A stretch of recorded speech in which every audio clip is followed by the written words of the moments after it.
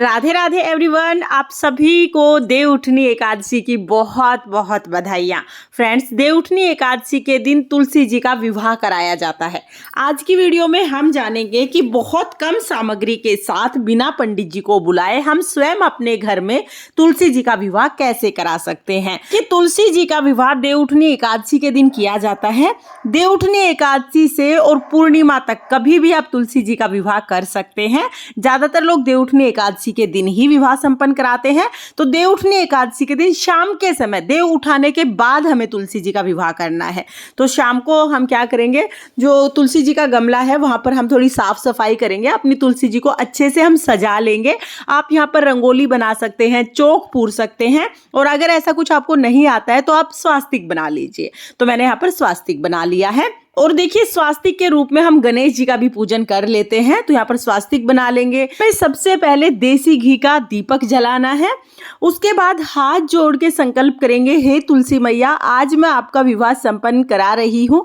कोई गलती रह जाए तो मुझे क्षमा करें और मेरी मनोकामना को पूर्ण करें। ऐसा संकल्प कराने के बाद फिर हम शालिग्राम भगवान को तुलसी जी में विराजमान करा देंगे, क्योंकि शालिग्राम भगवान से ही हमें तुलसी जी का विवाह कराना है। अगर शालिग्राम भगवान जी नहीं है तो आप अपने लड्डू गोपाल जी से या विष्णु भगवान के किसी भी स्वरूप से तुलसी जी का विवाह करा सकते हैं। तो मेरे पास यहाँ पर शालिग्राम भगवान है। शालिग्राम भगवान को मैंने बहुत सुंदर सा सजा लिया है, क्योंकि आज उनका विवाह है।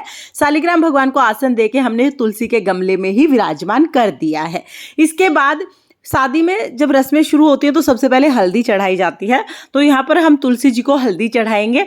हल्दी पहले हमें शालिग्राम भगवान को चढ़ानी है, उसके बाद तुलसी जी को चढ़ाएंगे। तो यहाँ पर हम शालिग्राम भगवान को हल्दी चढ़ा देंगे। 5 बार कम से कम हम हल्दी शालिग्राम भगवान को लगाएंगे। उसके बाद फिर हम तुलसी जी को हल्दी लगाएंगे। तो 5 पत्तों पर आप जरूर हल्दी लगा दीजिएगा, पत्तों पर, तनों पर हल्दी लगा देंगे। इसके बाद हमें मेहंदी की रस्म करनी है। तो यहाँ पर हम पहले शालिग्राम भगवान को मेहंदी लगा देंगे और उसके बाद फिर हम तुलसी जी को मेहंदी लगाएंगे। यानी रस्में हमें सभी करनी है, बस थोड़ा ये है कि हम ये बहुत सरल विधि से कर रहे हैं।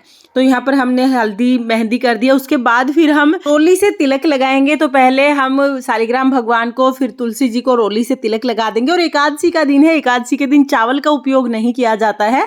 तो तिलक लगाने के बाद तिलक के ऊपर हम तिल समर्पित कर देंगे।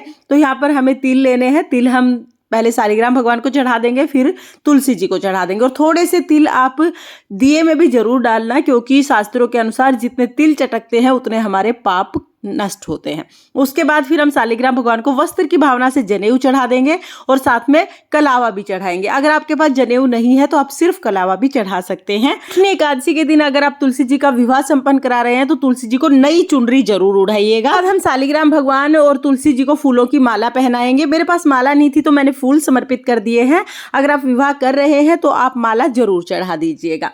इसके बाद हम मिठाइयों का भोग लगाएंगे। तो जो भी मिठाई आपके पास अवेलेबल है, जो फल फ्रूट आपके पास अवेलेबल है, सब हमें भोग में चढ़ाने हैं। जल चढ़ा देंगे और दक्षिणा हमें कन्यादान के रूप में जरूर चढ़ानी है। तो आप पहले दक्षिणा चढ़ा दीजिएगा। उसके बाद हम श्रृंगार का सारा सामान चढ़ा देंगे। और इस दिन हमें तुलसी जी का बहुत अच्छे से श्रृंगार करना है। इस टाइम पर श्रृंगार से नया सिंदूर लेके हम तुलसी जी को सिंदूर लगा देंगे। तो शालिग्राम भगवान को थोड़ा सा छुआ के हम तुलसी जी को सिंदूर लगा देंगे। साथ में ही हम तुलसी जी को चूड़ी पहना देंगे। बढ़िया सा हम तुलसी जी का श्रृंगार कर देंगे।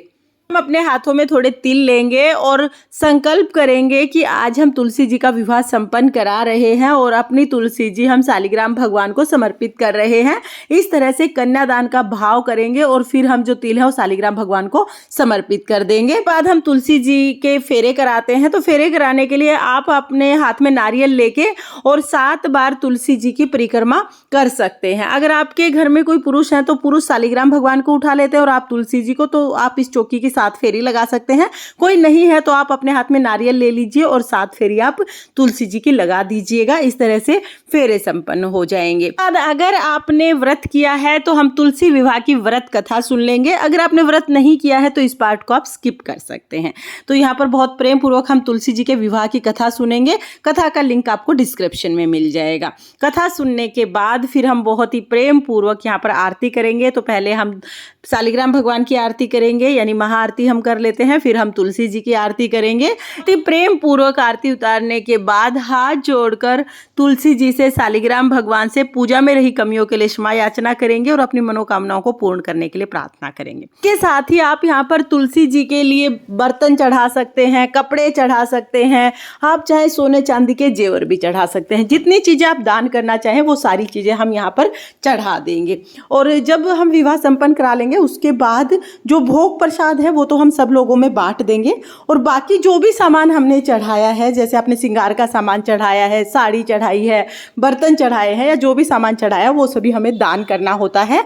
आप चाहे तो ये सारा सामान आप किसी भी गरीब लड़की की शादी में दान कर सकते हैं। आप चाहे तो ये सारा सामान आप मंदिर में भी चढ़ा के आ सकते हैं।